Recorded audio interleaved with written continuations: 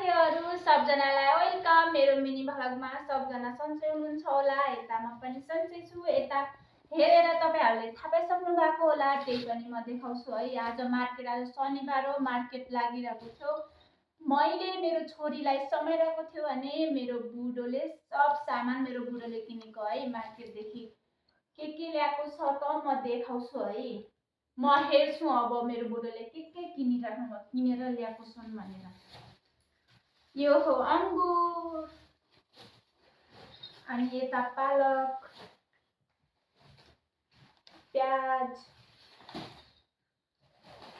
अनि केरा त हाम्रो फेभरेट हो केरा। अरे आलू खाना एकछिन। केरा, आलु, अनि यो क्यारेट, टमाटर, अनि यता यो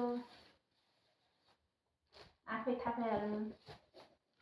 तर धेरै ज्यादाको होइन है साथी, 200-300 को हो यो पुरा सामान, 300 भन्दा माथिको होइन है। यो मेरो छोरीको लागि खेलौना,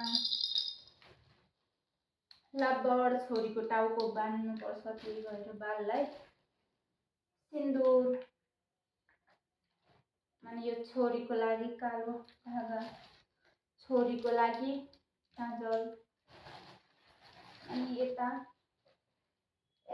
मेरो बुढोले ल्याएको छन् आज मेरो लागि